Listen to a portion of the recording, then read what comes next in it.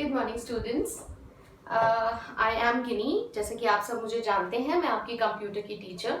So here we are going to study chapter number 4, that is advanced features of MS PowerPoint 2010. So I request you all to please open your computer books and you need to open page number 52. Okay. Would like to tell you that chapter number 3 का हमें practical अभी हमारा pending है and the question answers. Actually my laptop is not working. There is some problem with it. कुछ issue है, कुछ hardware problem है, तो वो अभी 1-2 दिन में आ जाएगा. And next week definitely we are going to have a practical class and I will discuss the question answers. But till then what you all have to do is you all need to do the question answers till chapter 2 in your notebooks. I hope सबने कर लिए होंगे. And fill in the blanks जो मैंने आपको last week भेजे थे. Exercises इस chapter number 3 की A, B, C, D and yes and E is question answers, which we'll discuss in the next class, and we are definitely going to have a practical session of chapter number 3. So without wasting your time, let's start our chapter number 4. MS PowerPoint क्या समझ में आता है? MS PowerPoint क्या है? थोड़ा सा सोचो. आप लोग ने पेंट पर काम किया है, राइट? अब तक आपने पेंट पर काम किया होगा. वर्ड में आप लोगों को बता चुकी हूँ. वर्ड के बाद अब हम लोग करेंगे पावर पॉइंट. पता है क्या होता है? It is basically I would like to tell you कि MS ऑफिस के सूट में आता है. सूट का मतलब SUIT वाला नहीं, SUITE वाला. माइक्रोसॉफ्ट ऑफिस आप लोग शायद जानते होंगे, नहीं जानते हैं तो मैं बता देती हूँ. MS ऑफिस एक पैकेज है, जिस पैकेज का मतलब जिसके अंदर एक से ज्यादा नंबर ऑफ सॉफ्टवेयर आते हैं माइक्रोसॉफ्ट के. जैसे कि हमारा है MS वर्ड, इसके पहले हम पढ़ चुके हैं, जिसमें हम डॉक्यूमेंट्स पर काम करते हैं ना. मतलब बुक प्रिंट करनी हुई, कोई आर्टिकल लिखना हुआ, ये सब चीजें MS वर्ड की हेल्प से हम करते हैं. एक इसके अंदर आता है MS Excel. MS is Microsoft Excel. ये क्या है? जिसमें रोज होती हैं, कॉलम होती है. हम डेटा मैनिपुलेशन के लिए यूज करते हैं. डेटा मैनिपुलेशन मतलब जैसे कि हमें सैलरी बनानी है, जैसे कि हम टीचर्स को आपका डेटा रखना है कि हमारे कितने बच्चे किस क्लास में हैं, उसके यूटी में कितने, तो हम उन सबको एक जगह पे अपने कंप्यूटर में यूजिंग MS एक्सेल रख सकते हैं. ठीक है. देन इसके अंदर एक आता है MS पावर पॉइंट. अब ये किस लिए यूज होता है?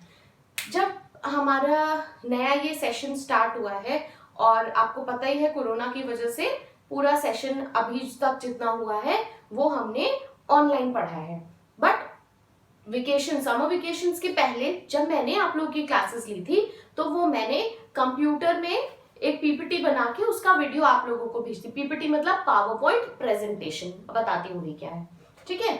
तो वो जो मैंने आप लोगों को भेजा था ना, कंप्यूटर में चीजें लिखी थी, मैं आपको समझा रही थी, तो वो जो कंप्यूटर में चीजें लिखी थी ना, वो मैंने MS पावर पॉइंट को यूज करके लिखी थी. MS पावर पॉइंट बेसिकली हम प्रेजेंटेशंस बनाने के लिए यूज करते हैं. ठीक है. प्रेजेंटेशंस बनाने के लिए यूज करते हैं. आप लोग ने कहाँ पे, आई डोंट फील लाइक कभी कहीं पर प्रेजेंटेशंस आपने देखी होगी या कभी टीवी में देखा होगा कि कोई कुछ समझा रहा होता है, किसी टीवी सीरियल में, मूवीज में कुछ समझा रहा होता है, कुछ चार्ट्स बने होते हैं, कुछ फोटोज लगी होती हैं, है ना. जैसे जैसे आप बड़े होगे आपको MS पावर पॉइंट बहुत ज्यादा यूज होने लगेगा. अभी जिनके पास सिस्टम्स है वो अपने कंप्यूटर में खोलकर MS पावर पॉइंट देखना. 1-2 चीजें मैं अभी जो बताऊंगी वो आप लोग करके देखना. ठीक है. MS power point is a powerful and popular presentation software. ठीक है. अच्छा, 1 मिनट में सूट आपको बताए थे माइक्रोसॉफ्ट MS ऑफिस का सूट. तो ऐसे ये इसमें और भी 2-4 चीजें होती हैं, MS एक्सेस एंड एटसेट्रा. ठीक है. सो एक्सेस में हम नहीं जाएंगे, वो काफी एडवांस हो जाता है, आप समझ नहीं पाएंगे उस चीज को. ठीक है. तो कुछ 3 से 4 सॉफ्टवेयर इकट्ठे जब मिलकर हमारे सिस्टम में एक साथ डल जाते हैं, लेकिन सबका अलग अलग अपना एक रोल है, अपना एक यूज है, एक दूसरे से दे आर नोवेयर कनेक्टेड. बस एक इकट्ठे 5-6 सॉफ्टवेयर्स को मिला के जिनके अपने अपने अलग अलग कुछ काम है, एक उसको पूरे को बोल दिया गया माइक्रोसॉफ्ट ऑफिस। क्यों ऑफिस? ये भी कह सकते हैं कि हम इन सब चीजों को अपने ऑफिस, अपने ऑफिस में यूज करते हैं, अपने स्कूल में यूज कर सकते हैं, बट सबका अपना अलग अलग एक काम है और बहुत ही इंपॉर्टेंट काम हमारे जनरल यूज में ये यूज होता है। ठीक है, तो इसी में से, इन्हीं सॉफ्टवेयर में से एक सॉफ्टवेयर होता है पावर पॉइंट, जो कि हम प्रेजेंटेशंस बनाने के लिए काम में लेते हैं। अगर आपने वो वीडियोस नहीं देखे हैं कि एमएस पावर पॉइंट आप और अच्छे से समझना चाहते हैं, तो आप अपने रेडिएंट एकेडमी, जिस रेडिएंट एकेडमी चैनल पे जाकर मेरे बनाए हुए कुछ वीडियोस को देख सकते हैं। ठीक है, ओके। ये मैंने आपको बताया it's a part of Microsoft office suit. अब देखते हैं हम कैसे स्टार्ट कर रहे हैं माइक्रोसॉफ्ट ऑफिस को। जैसे हमने वर्ड स्टार्ट किया था, बिल्कुल उसी ही तरीके से हम उसको ओपन करते हैं। बस वहां पे हम एमएस वर्ड पे क्लिक कर रहे थे, यहाँ पावर पॉइंट पे क्लिक करेंगे। स्टार्ट मेन्यू पे जाएंगे। आप यहाँ देखिए बुक में, दिस इज स्टार्ट मेन्यू। जैसे ही हम स्टार्ट मेन्यू पे क्लिक करते हैं, हमें ऑल प्रोग्राम्स पे क्लिक करना है। ऑल प्रोग्राम्स पे क्लिक करने के बाद ये फोल्डर, आपको फोल्डर फाइल्स पता है, मैं बता चुकी हूँ आपको, क्लास 5th में मैं समझा चुकी हूँ ये चीजें। माइक्रोसॉफ्ट ऑफिस पे क्लिक करेंगे और ये देखो आपको कुछ सॉफ्टवेयर दिख रहे हैं, सारे के सारे एमएस ऑफिस के अंदर के डिफरेंट सॉफ्टवेयर है जो अलग अलग कामों के लिए यूज होते हैं। तो हम माइक्रोसॉफ्ट एमएस में जो बोल रही हूँ उसका मतलब माइक्रोसॉफ्ट पावर पॉइंट 2010, इस पे क्लिक करेंगे तो क्या होगा, ये देखो, जैसे हमारा वर्ड में एक डॉक्यूमेंट खुल के आ रहा था, इनको बोला जाता है, इसको, इसमें जो ये खुल के आती है इसको बोले, देखो यहाँ पे देखोगे प्रेजेंटेशन, वहां पे क्या था, डॉक्यूमेंट। ठीक है, तो प्रेजेंटेशन खुलती है। ठीक है, प्लस ये देखो सारे मेन्यूज, हम इसके क्या है, home, insert, design, transition, animation, ये। ठीक है, धीरे धीरे हम इनके फीचर्स क्या है ये सब पढ़ेंगे। ठीक है, तो ये खुला। अब क्या करेंगे, इसमें हम चाहें तो देखो, मुझे जैसे कि कोई डिस्क्रिप्शन लिखना है, मुझे यही लिखना है कि एमएस वर्ड या एमएस पावर पॉइंट, तो मैं यहाँ से अलग अलग इंसर्ट न्यू स्लाइड्स, होम पे जाएंगे, न्यू स्लाइड पे जाएंगे, तो बहुत अलग अलग तरीके की स्लाइड्स हमें मिल जाती हैं जिन्हें हम ओपन कर यूज करेंगे। ठीक है, अपनी सहूलियत के अकॉर्डिंग हम उनके अंदर मैं ये जो प्रैक्टिकल कराऊंगी ना आपको इसका, तो मैं एक एक स्लाइड खोल के दिखा दूंगी, आपको बता दूंगी कि क्या मैं बोलना चाह रही हूँ। या न्यू स्लाइड्स क्या होती है, न्यू स्लाइड्स का मतलब कई सारी अलग अलग डिफरेंट स्लाइड्स हमारे पास आती है, हम अपनी सहूलियत के अकॉर्डिंग उनको चूज कर लेते हैं। ठीक है, अब जो नेक्स्ट टॉपिक इसमें आता है, पेज नंबर 53 पे देखेंगे, that is inserting chart. Charts आप लोगों को पता है चार्ट्स क्या होता है? वो पेपर वाला चार्ट पेपर की बात नहीं कर रही हूँ, उसको मत समझिए, मुझे पता है आधे से ज्यादा ने वही सोचोगा चार्ट पेपर, उसके ऊपर हम ड्राइंग करते हैं।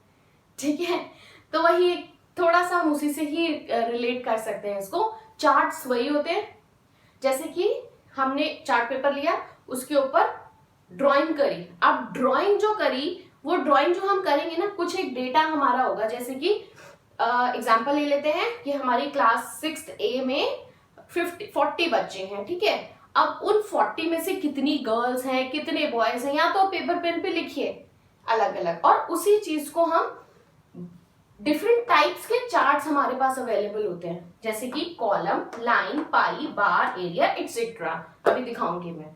ठीक है, इनको यूज करके हम ड्राइंग बनाते हैं। इनके मतलब ये डिफरेंट टाइप्स के चार्ट्स हैं, इनको यूज करेंगे, और जो वो डेटा हमने बनाया है क्लास 6 में, इतने बच्चे, इतनी लड़कियां, इतने लड़के, कौन कहाँ से आता है, एक लोकेलिटी किसोरखा से हमारे 20 बच्चे आते हैं, सेक्टर 50 से हमारे 5 बच्चे आते हैं। इस तरीके से हम अब क्या कर रहे हैं, या तो उसको लिखेंगे, हम डेटा को लिखा, अब हम चाह रहे हैं कि हम इसको पिक्टोरिकली, डेटा को ग्राफिकली रिप्रेजेंट कर सकें, और इजीली हम उस डेटा को देखें, उस पिक्चर को, और हमें समझ में आए चीजें इजीली। ठीक है, सो उसी को कहते हैं चार्ट। ये देखिए, ये दिख रहा है आपको, this is the sample chart. अब आप एक चीज समझ लीजिए कि मेरी क्लास 6A में मेरे टोटल 50 बच्चे हैं, जिसके अंदर मेरी गर्ल्स हैं 30 और बाकी है मेरे बॉयज, दोज आर 20। ठीक है, अब मैं इस चीज को चार्ट की हेल्प से आपको दिखाती हूँ, लेकिन उसके लिए पहले मुझे ये डेटा बनाना पड़ेगा अपने पास, अलग से लिखना पड़ेगा। सॉरी। तो मैं क्या करूंगी, मैंने एक चार्ट ले लिया, कॉलम चार्ट। कॉलम चार्ट बताती हूँ क्या होता है। ये देखो, ये क्या है, एक चार्ट है जिसका टाइप है कॉलम। ठीक है, मैंने यहां लिख दिया ये मेरी गर्ल्स है, और यहाँ पे ये दीज आर कॉल्ड एक्सिस, यहाँ पे नीचे भी। ठीक है, इनको कहा जाता है एक्सिस। ये होगा horizontal axis, this is going to be vertical axis. ठीक है, मैंने यहाँ दिखा दिया कि मेरी क्लास, ये जो चार्ट का मैंने टाइटल दे दिया क्लास 6A, इसमें मेरी ये जो है, यहाँ पे मैं लिखूंगी number of students, number of students. और इसको, ये जो हॉरिजॉन्टल एक्सिस है, इसमें मैंने नीचे जगह नहीं है तो मैं यहाँ पे लिख रही हूं, इसको मैं टाइटल दे दूंगी गर्ल्स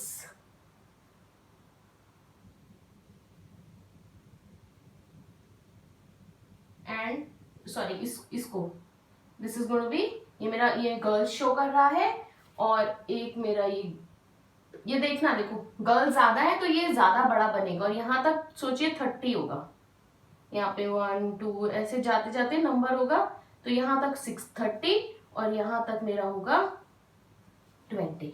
ठीक है, तो अब देखो इसको हमें पढ़ना पड़ेगा, बट इस चार्ट को हम एकदम देखते ही समझ जाएंगे कि आपके जी क्या चीज का चार्ट है। हमने उसको नेम दे के रखा है, क्लास 6A का चार्ट है, उसमें वो बता रहा है कि गर्ल्स कितनी है, बॉयज कितने हैं। हम नंबर्स यहाँ पे मार्क कर लेंगे, नीचे हम ये गर्ल्स का है ग्रिड, और ये ओके, इनको कहा जाता है ग्रिड। ठीक है, बस सिंपल, ये हमारा चार्ट बन गया। अब आपको समझ में आएगा कि चार्ट क्या काम करता है। प्लस मैंने आपको टाइप्स बताए, ऐसे ही अलग अलग, जैसे पाई चार्ट आप ले लीजिए तो वो एक सर्कल जैसे होता है, और ये आप ले लीजिए कि टोटल नंबर ऑफ स्टूडेंट्स का चार्ट है 50, जिसके अंदर हमारे 20 बॉयज हैं, ये गर्ल्स डिनोट कर रहा है। बस कुछ नहीं, जो डेटा को पिक्टोरिकली रिप्रेजेंट करने का, पिक्टोरिकल मतलब पिक्चर के थ्रू रिप्रेजेंट करने का के लिए हम चार्ट्स को यूज करते हैं, और हमारे पास कई अलग अलग तरीके के चार्ट होते हैं। आप पेज नंबर 53 पे जाएंगे, ये देखो ये तरीके हैं, जैसे कॉलम चार्ट। अब हमारे पास कॉलम के अंदर भी अलग अलग स्टाइल्स हैं, हम इनमें से कोई चूज कर सकते हैं, इस तरह लाइन, पाई, ऐसे। ठीक है, इनके सब टाइप्स भी होते हैं। So this is called chart. अब चार्ट को बनाने के लिए हमारे पास डेटा, मैंने आपको बताया इस तरीके से हमारे पास डेटा लिखा होना चाहिए, और अगर हमारे पास डेटा नहीं लिखा होगा तो हमें चार्ट नहीं बना पाएंगे। तो बेस क्या है हमारा, बेस क्या है, डेटा। अब उसी डेटा को हम पिक्चर्स के थ्रू रिप्रेजेंट करते हैं, तो उसको कहा जाता है chart. And I have told you the number of charts we have. Fine, so that's all for today, and from page number 52 till page number 55 आप लोगों को पढ़ना है। नेक्स्ट क्लास जो होगी वो हमारी चैप्टर नंबर 3 की प्रैक्टिकल क्लास होगी। Don't miss that class, miss करोगे नहीं समझ में आएगा कि MS वर्ड में हुआ क्या है।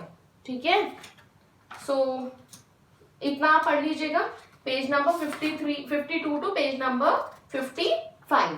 ठीक है, घर पे रहिए, अपना ध्यान रखिए, पढ़ाई करते रहिए, उसके साथ तो कोई कॉम्प्रोमाइज हो नहीं सकता, बाकी सबकी चीज के साथ करा जा सकता है, पढ़ाई के साथ नो कॉम्प्रोमाइज।